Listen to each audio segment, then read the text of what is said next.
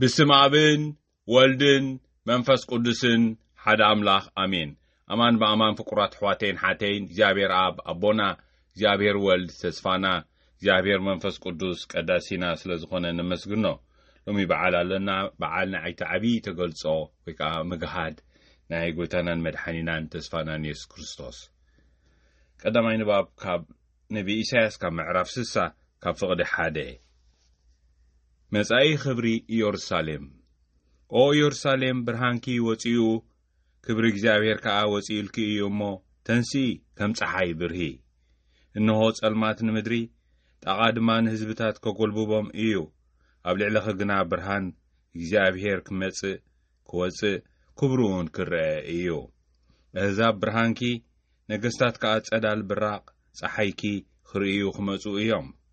ዓይንትኺ ናብ ዙርያኺ ቋሓብሊ እሞ ጠምቲ ኩሎም ህዝብኺ ተኣኪቦም ናባኺ ናብ ዓዶም ይመጹ ኣለዉ ኣውዳትኪ ካብ ርሑቕ ይመጹ ኣለዉ ኣዋልድክውን ከም ህፃናት ተሓቂፈን ይመጻ ኣለዋ ሽዑ ነዝርኢኺ ብታሕጓስ ከተንጸዋርቂ ኢኺ ልብኽውን ብሓጎስ ክመልእ እዩ መልኣት ሃብቲ ባሕሪ ናባኺ ክምለስ ሃብቲ ህዛብ ከኣ ናባኺ ክመጽእ እዩ ቃፍላይ ሚድያን ኤፋንን ብዙሓት ኣግማልን ረብዓትን ኣግማልን ጽዒኖም ክመጹ እዮም ወኹላቶም ወርቅን ዕጣንን ጽዒኖም ካብ ሳባ ክመጹ እዮም ህዝቢ ካብ ብዛዕባ እቲ እግዚአብሔር ዝገበሮ ብስራት ክነግሩ እዮም ካብ መዝሙር 72 ምእንቲ ንጉስ ዝቐረበ ጸሎት ወአምላኽ ብፍቓድካ ብጽድቅኻ ምእንቲ ክፈርድ ንንጉስ መሃሮ ቅንዕናውን ሃቦ ንሱን ህዝብኻ ብፍትሒ ክገዞም ንጥቋዓትካ ብቕንዕና ከመሓድሮም እዩ እምባታት ነቲ ህዝቢ ሃብቲ የምጽኡሉ ኮራቢትካ ጽድቂ የምጽኡሉ እቲ ንጉስ ነቶም ጥቋዓት ይበይነሎም ንድኻታት ይርዳእዮም ንጨቆንቶም ይዳዕመኮም ህዝብኻ ወርሕን ፀሓይን ክሳዕ ዘለዋ ንውሉድ ወለዶ የምልኹኻ እቲ ንጉስ ከም ዝናብ ኣብ ሻኻ ከምቲ ንምድሪ ዘጥልል ጥምቂ ኮይኑ ይውረድ ብዘበኑ ጽድቂ ይዓንብብ ወርሒ ክሳዕ ዘላኻ ብዝሒ ሃብቲ ይሃልዎ ግዛእቱ ካብ ባሕሪ ክሳዕ ባሕሪ ካብ ሩባ ኤፍራጥስ ክሳዕ ወሰን ምድሪ ክበጽሕ እዩ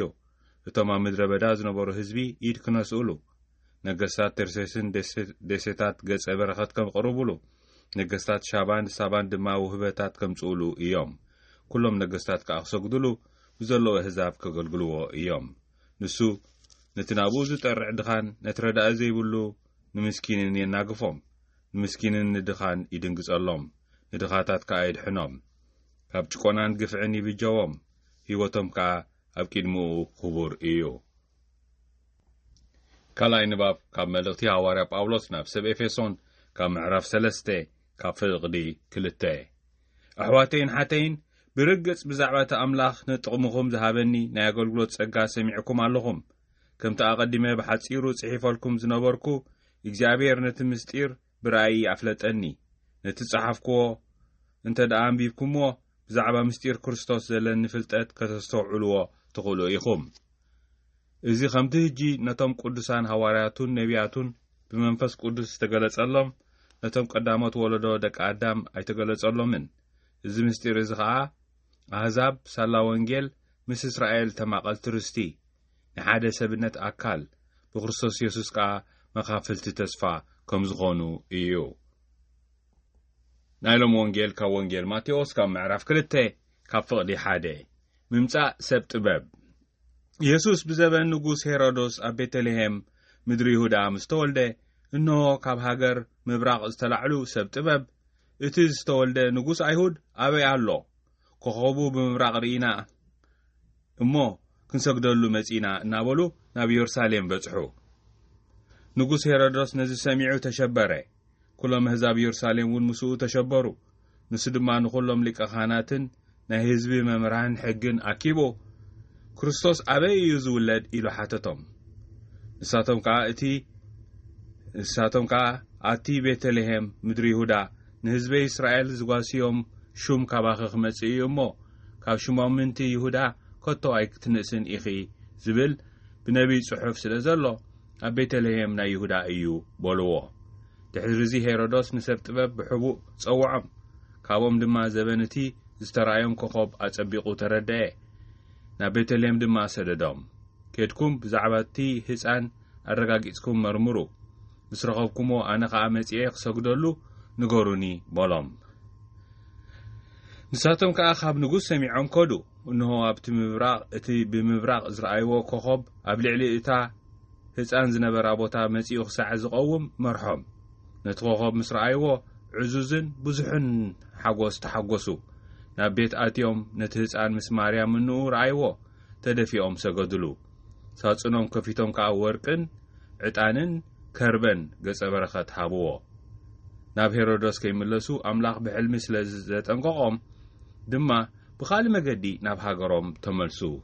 እዚ ብስራት ሰላም ጎይታና እዩ ብሓቂ ፍቁራት ኣሕዋቴና ሓተይን ናይ ሎም ወንጌል ምግላጽ ምግሃድ ናይ ጋህዲ ተገልጾ ክንብል ንኽእል ናይ ጎይታናን መድሓኒናን ተስፋናን ሓውናን ጎይታናን ኢየሱስ ክርስቶስ ናይቲ ህፃን እዚ ህፃን እዚ ስነ ፍጥረት ብምሉኡ ምልክት ይህብ ኣሎ ኮኸብ ንሱ ተንኪፉኒ ስነ ፍጥረት ብምሉኡ እዩ ሓደ ካልኣይ ናብቶም ኣህዛብ ኢኻ ካብቶም ምብራቕ ዘለዉ እዩ ካብቶም ዕብራውያን ኣይኮኑ ንዖም ዝግለጸሎም ዘሎ ኣህዛብ ዝበሃሉ ኣብቲ እዋንቲ ኩሎም ቶም ዕብራውያን ዘይኮኑ ፍቁራት ኣሕዋቴን ሓተይን ኣነ ንስኻ ንስኸውን ምስኦም ኣለና ኣህዛብ ንበሃል ካልኦት ሃገራት ማለት እዩ ካልኦት ሃገራት ካልኦት ህዝብታት ዕብራውያን ዘይኮኑ ህዝብታት ነዚኦም ከም ተገልጸ ብሓቂ ንሪኦ ኣለና መጀመርያ ዝተንከፈኒ እቲ ኮኸብ እዩ ፍቁራት ኣሕዋቴን ሓተይን እቲ ኮኸብ ብሓቂ መርሖም ዝንቀሳቐስ ኮኸብ እዩ ኣብታ ቦታ ምስ በጽሒ ከዓ ደው ዝብል እዩ ኣብየነይቲ ቦታ ኣብታ ኖና ማርያም ዘላታ ኢየሱስ ህፃን ዘለዎ ዮሴፍ ዘለዎ ኣብኣ ምስ በጽሒ ስለ ዝንቀሳቐስ ኣብ ዘበና ከም ዝደቅና ዝብልዎ ጂፒኤስ ዝበሃል ኣሎ ዝመርሓካ ማለት እዩ ማኪና ክዝውር እንከለኻ ናብቲ ዝደለኻዮ ቦታ ከብፅሓካ ዝኽእል ስለዚ ኩሉ ኣድራሻታት ኣበይ ከም ዘሎ ክትፈልጥ ኣይድልየካን ታዲያ እዚ ሳይንስን እዚ ቴክኖሎጂን ጌርካ ኣብታ ዝደለኻዮ ደባኺ ክትብል ትኽእል ሳላኹሙ መኪና ክዝውር ክኢልና ኣለና ፍቁራት ኣሕዋቴን ሓተይን ተመስገን ከመይ ቀደም ብጣዕሚ ከቢድ እዩ ነይሩ ኣድራሻ ረኺብካ ክትከይድ ብወረቐት ዝነበረ ማፕ ገለ እዩ ነይሩ ካልኣይ ከዓ እዚ ኣተናዚ ዝህበካ ዘሎ ስለዚ እንቀሳቕሰካ ኮታ ኣተናኻ ዕላማኻ ናብታ ክትበጽሓ ትኽእል ኮታ እቲ ክትከዶ ሓሰስ እትብሎ ዘለኻ እንታይ ምዃኑ እንተዘይፈሊጥካ ክትረኽቦ ኣይትኽእልን ኢኻ ፍቁር ሓወይን ሓፍተይን ስለዚ እንደልዮ ዘለና እቲ መስፍን ሰላም እዩ መስፍን ሰላም ኮታ እታ ሰላም እዚኣ ልዕሊ ኩሉን ካብ ኩሉን ላዕልን ንጸምኣን ንጠምያን እሳኻ እታ ፍትሓዊት ሰላም ከመይ ፍትሒ ኣብ ዘይብሉ ሰላም ስለ ዘየልቦ ኣብ ማሕበረሰብ ኣብ ሕብረተሰብ ኣብ ውሽጢ ከዓ ፍትሓት ናይ ውሽጥና ኣብ ዘይብሉ ምስቲ ቁፅርፃር ናይ ሓጢኣትናን ናይ ወልፍታትናን ናይ ጽልእን ናይ ራዕድን ቁፅርፃር ሰላም ክንረክብ ኣይንኽእል ሰላም ክርስቶስ ስለዚ ኣብቲ ውሽጥና ፍትሓት ኣብ ደገ